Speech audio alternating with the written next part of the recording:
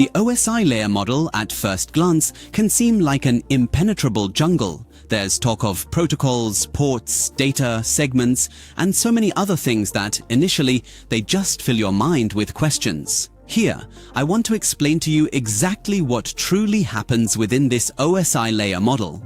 Imagine you want to convey a message to your neighbor who doesn't speak your language. Your neighbor signals that he simply cannot understand you due to the significant distance and the language barrier. No matter how hard you both try to explain yourselves with gestures and mime, the message remains completely misunderstood. The yellow dummy then indicates that he is writing a message. This entire scenario unfolds within the 7th layer, which is known as the application layer. He sits down at the computer and uses an email program, which is an application just like all other software programs. In layer 7, each program utilizes its own specific language and its own dedicated port. Here are the most important protocols of the application layer.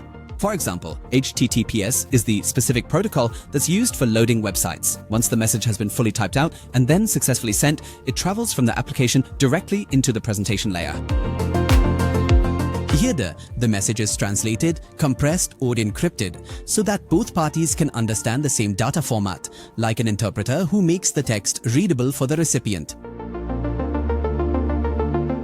The most important protocols of the presentation layer, such as JPEG, ensure uniform image formats. From the 6th, the presentation layer, the prepared data then moves on to layer 5, which is the session layer. The protocol, RPC, initiates contact with the receiver. They digitally shake hands, and the connection is successfully established.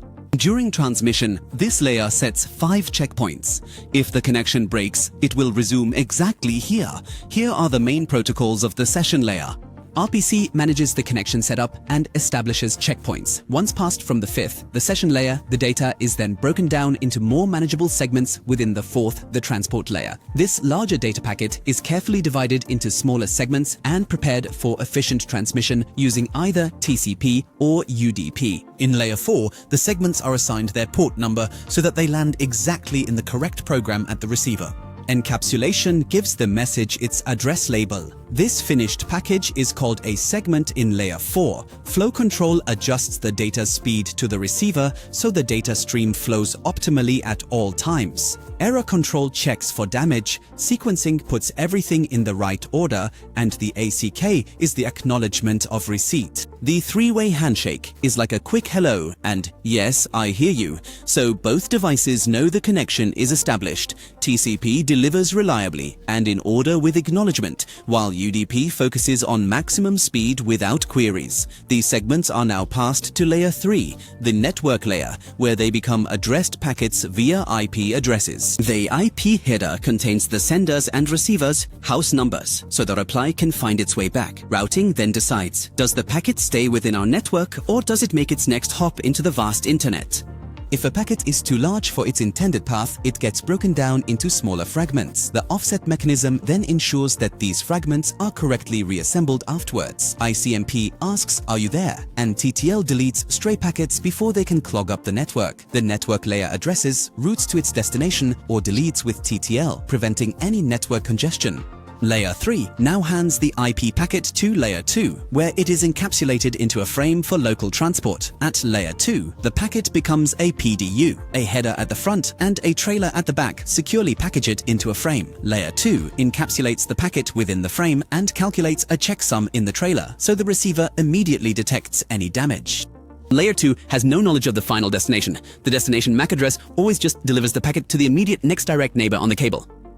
Busy is Layer 2's stop sign. It essentially says, wait a moment, other data is currently being transmitted here. If the frame ends up discarded, Layer 2's job is considered done. Higher layers must then re-request that packet. Ethernet and Wi-Fi are responsible for setting the rules and managing the MAC addresses. Layer 1 then simply converts all of that into electrical signals. From the data link layer, we transition to the physical layer. Here, the data is finally sent on its journey as pure signals. Bits are converted into signals. Copper conducts signals using electrical voltage, fiber optic light, and radio waves travel wirelessly through the air. Now, Layer 1 makes the final decision.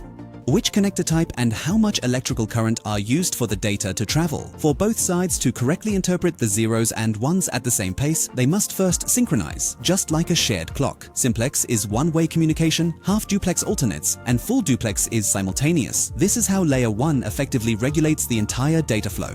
Layer 1 is hardware. Here, Ethernet cables, fiber optics, Wi-Fi radio, and standards like 1000 base T reign, whether via copper, fiber optics, or invisibly through the air. The bits now travel as a physical signal. Upon reaching the receiver, Layer 1 converts the signals back into bits and passes them directly up to Layer 2.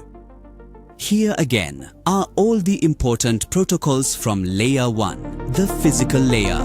Layer 2 checks the MAC address. If it's correct, the packet is unpacked and then passed up to Layer 3. Here are the most important protocols for Layer 2, the data link layer. Layer 3 checks the IP address. If the destination is correct, the packet is then unpacked and forwarded to Layer 4. Here are the most important protocols of Layer 3, which is also known as the network layer. Layer 4 is responsible for checking the sequence and overall completeness. Once everything is found to be intact, it then proceeds up to session layer 5. Presented here are the most crucial protocols associated with the fourth layer, which is known as the transport layer.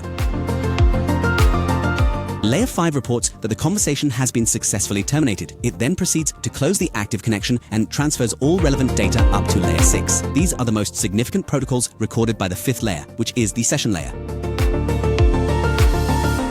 Layer 6 is responsible for translating and unpacking the data. It makes the data readable for the computer and then passes it up to Layer 7. Here, you'll find the most important protocols associated with the sixth layer, which is the presentation layer.